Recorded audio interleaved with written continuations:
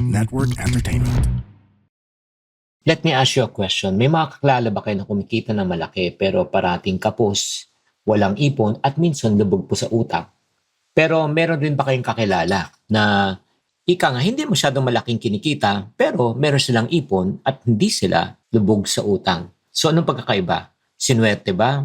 Mas marami bang alam? Mas marami bang kita? Obviously na hindi. Today, I want to challenge you with one idea. Minsan, ang pinaka tumitigil talaga at sumisira ng ating finances, hindi dahil sa mataas sa cost, mataas ang ating bilihin. Alam mo, minsan ang pumuproblema ay walang iba, kundi ang ating sarili. Hi, I'm Chingitan and you're listening to Chink Positive Podcast, where I aim to equip you to become wealthy and debt-free.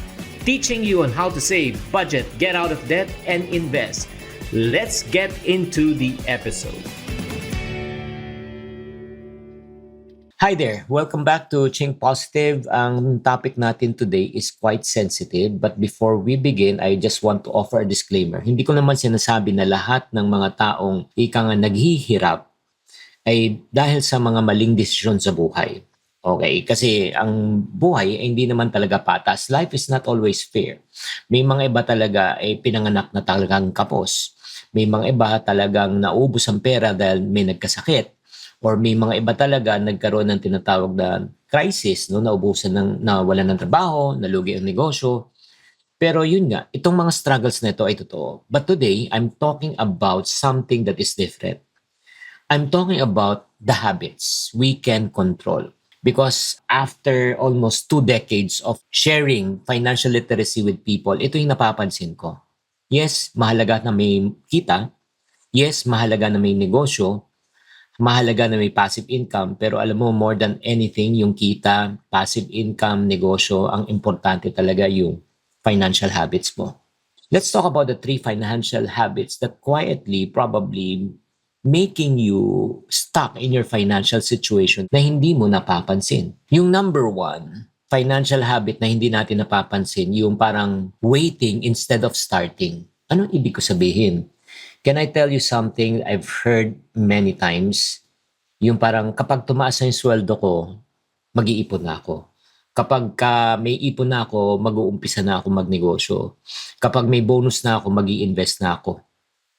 Narinig nyo na yun? Alam mo yung problema? That day, minsan, kahit na dumating, hindi nangyayari. Di ba? Parang we keep on waiting for the perfect timing. Alam mo, there's no such thing as perfect time. You start and the time will be perfect. But the people actually who improve with their finances, hindi sila naghihintay. They start with what they have. Like for example, kung kaya mo lang pag-ipon ng 20 pesos or 50 pesos a day, mag-umpisa ka. Or if not naman, kung kaya mo talaga mag-umpisa ng negosyo, kaysa 500 pesos, pwede ka mag-buy and sell. So, in other words, yung maliliit na bagay na paulit-ulit mo, parang yun nga, patak-patak, no? Pag nagpatak ka, darating ang panahon, mapupuno rin siya. So, let me encourage you, don't wait for that perfect moment. Start with what you already have. And then, honestly, habang sinishare ko to sa inyo, hindi ako makalimutan na storya, no? Gusto ko lang i-share sa inyo. May isa pong nag-attend ng seminar ko and then malaki ang kita niya. Kumikita siya ng almost 150,000 a month. From the outside, people look at him na talagang sobrang siyang successful. May bahay siya, may sasakyan siya, may latest phone. Diba? Pero after the seminar, alam mo, lumapit sa akin. Nakangiti siya at sinabi niya sa akin, Chinky, can I tell you something? Sabi ko, sure. He looked at me and may binulong siya sa akin. Alam mo, wala pa akong ipon hanggang ngayon. Sabi ko, ha? More or less, magkano yung kinikita mo? Nung sinabi niya sa akin, yung 6 digits ang income niya, sabi ko, saan napupunta ang pera mo? And yung sagot niya, medyo, hindi, parang nalungkot lang ako. Sinabi nga niya na every time daw, pag may nakikita siyang mga kaibigan nag-upgrade na kanilang buhay, parang napipilitan siyang mag-upgrade din. Oo, kung ano yung meron sila, binibili niya. Kung ano yung kinakain nila, kinakain niya. So, pero ito yung problema. Nung tinanong ko, magkano naman kinikita ng mga friends mo, nakasama mo? And nung na-realize ko, ang kinikita pala ng mga friends niya ay nasa 7 digits income per month, siya 6 digits lang. So, nagigets nyo.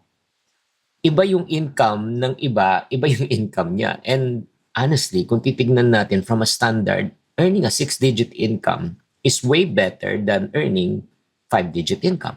Agree? So kung makikita mo talaga, the problem wasn't his income. The problem, yung comparison niya. Remember this, looking rich and becoming rich are two very different goals. Ikaw ang tatanungin ko, kung mabibigyan ka ng opportunity, do you want to look rich or do you want to become rich? You choose wisely. But if you want, kung ikaw naman, yun nga, medyo nagre-resonate itong podcast episode na ito sa iyo, let me share you one habit that will change everything. Ang good news is this, habits can change.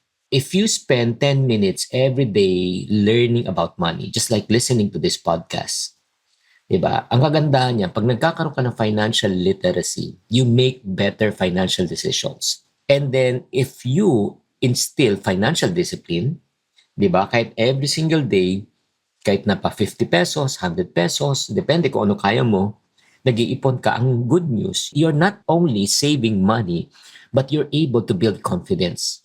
And then number 3, right now, nagkakaroon ka na ng awareness that you don't need to keep up with the Jonases or you don't need to keep up with other people. If you stop buying to impress the people that you really don't like and you don't really, you don't want really to impress, alam mo ang kagandahan yan, you finally start building wealth. Alam mo, success kasi isn't a one-day event. Success is a daily decision that you make every single day. And that's something every one of us can do. Mag-umpisa ka. Kaya nga ito yung challenge ko for you for today after listening to this podcast. Kung gusto mo ma-implement itong idea na ito, for the next 7 days before you spend your money on anything, diba, stop muna. Give yourself 48 hours. 48 hours bago mo bilhin yan. And ask yourself this one question. Itong purchase na ito, will it improve my future? Or it will just improve my mood today? Makakatulong ba to 5, 10, 20 years from now? Or magiging masaya lang ako ngayon? Kung makaka-improve ng future mo, go ahead. Kung it will only make you happy for today, isip. The one habit alone, this one habit alone, diba? Thinking long-term instead of short-term can really save you thousands and hundreds of thousands or even millions per year. So before we end, I want you to remember something. Your past mistake does not decide your future. Yes, lahat tayo nagkakamali tayo, lahat tayo we make bad decisions, diba? Pero yun nga, sana matutunan tayo and then leave it all behind. The important question today is, what are you going to do today? Itong decision mo ba today will make you a better future or it will steal your future? So if this episode encouraged you, please do me a favor. Copy-paste mo tong link na ito. Share it with someone that you really care. Let's help more Filipinos to build better financial future habits, one conversation at a time. And don't forget to subscribe as we continue to our financial journey together. This is Chinkitan reminding you, your circumstances may change, but in terms of your financial decisions, shape the future that you want to have tomorrow. Stay hopeful, stay disciplined, and stay Chink Positive.